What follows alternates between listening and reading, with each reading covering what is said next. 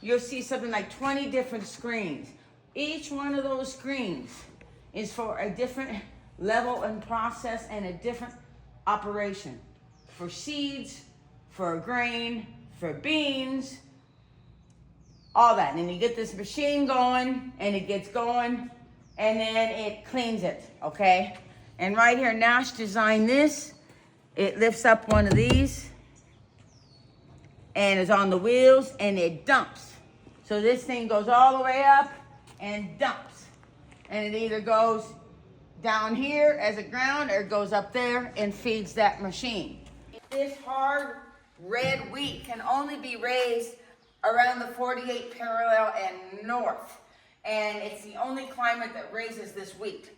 And that is the wheat that is used in bread, okay? So when we put a tariff on it coming in from Canada at 25%, that's a problem because we import 95% of our hard wheat for breads into the United States from farmers in Canada, okay? This is soft white right here. It's worth really nothing in my book, but everybody wants it. That's what you make your sweet rolls out of and all that stuff. But everybody in the United States can grow soft white. Anywhere from Tennessee on up, Kansas, Iowa, Ohio can do soft white. But you have to be north and cold to do hard stuff. And then over here, then what we have, everything's coated on these boxes, okay guys? David's organizing. Come, we're getting grain. We're like right here, we're trying to move out our buckwheat. We got buckwheat in Windsor right here. This is just amazing. Nash did these containers, he did the concrete, he did everything. So you can see how devastating it is. He put in a major investment less than 10 years ago to have this property for another 15 years. This here is camelina seed, and it is a seed that when pressed makes probably your most healthiest oil that a person can use. Camelina oil, it's called. We would sell that for something like $25 for a little 12-ounce bottle. Each container is 2,000 pounds. This is why when Nash was being evicted from the property, I was so devastated because there is no way, I might as well give up right now, that we can move this grain and stuff. This here is rye vetch. This is our money crop right here.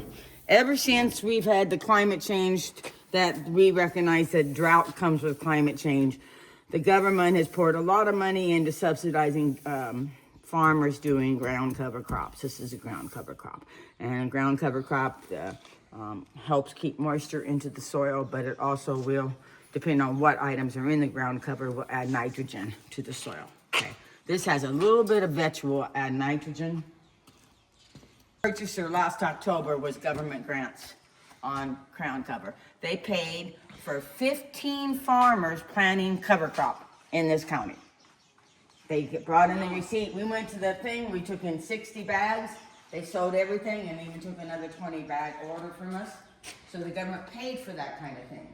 So it helped the farmer. But this is, anyhow, the University of Washington helped him. He's in conjunction with the University of Washington because they pay Nash to help develop seeds that are that can grow in this environment, and that takes several years. So like the buckwheat, they've paid Nash. They've paid Nash for things like spinach, in which he develops seed and makes it, because like right here, we're on the 48th parallel. For us to grow that hard red, it didn't just come out of a bag. That's 20 years of developing that seed and making it more stronger for this environment. On up to a seed room, I'll show you that.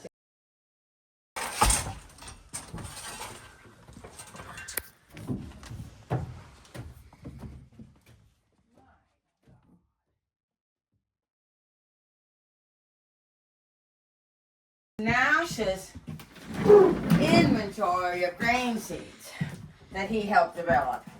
So he has all these different kinds, as you see, spinach from 2009, green kale. He has records on every one of these. He keeps records like you wouldn't believe.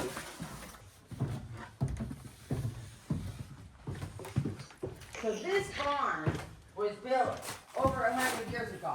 Oh, wow. And the concept